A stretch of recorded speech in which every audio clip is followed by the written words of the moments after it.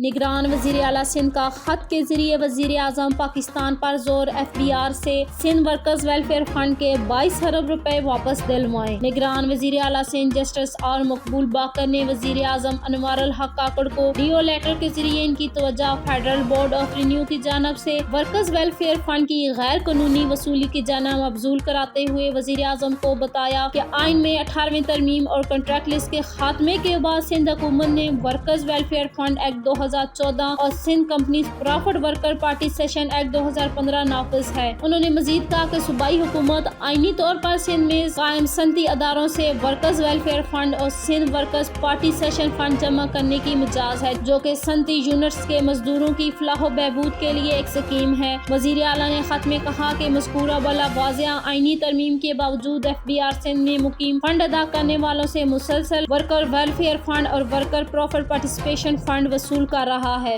حتیٰ کہ ایسے سندھ ورکر ویلفیئر فنڈ اور Sindh worker profit participation fund camp صنعتی اداروں کی طرف سے FBR میں جمع کرائے جانے والے اربوں روپے آتے ہیں، جس پر پہلا حق صوبہ سندھ کا ہے۔ وزیر اعلیٰ نے وزیر اعظم کے ساتھ چند فنڈز ادا کرنے والوں کی فہرست شیئر کی، جس سے ٹیکس سال 2014 سے 2022 کے FBR میں 22 ارب روپے سے زیادہ جمع کرائے ہیں۔ جسٹس باقر نے OGD، CLPSO، PPL، Engro group, فوجی گروپ اور دیگر مینوفیکچرنگ کی جانب سے FBR کو ادا کیے جانے والے فنڈ کے حوالے سے یہ رقم سندھ حکومت کے پاس جمع کرائی جا سکتی ہے۔ وزیر اعلیٰ نے FBR کے غیر قانونی طور پر جمع کی گئی رقم کو اپنے پاس رکھا ہے، اسے سندھ ورکرز ویلفیئر بورڈ کو منتقل کرنے میں ناکام رہا ہے، جو کہ مالی سال 2015 سے 2016 تک رائج سابقہ طرز عمل کے برعکس ہے۔ غریب مزدوروں اور ان کے خاندانوں کی فلاح و بہبود پر خرچ کی جانے والی رقم کو صوبہ سندھ سے محروم رکھا جا رہا ہے۔ وزیر اعلیٰ وزیر اعظم پر زور دیتے ہوئے درخواست کی ہے کہ وہ وزارت خزانہ کو ہدایت دیں کہ تمام فنڈ سندھ حکومت کو منتقل کر دیں، جس میں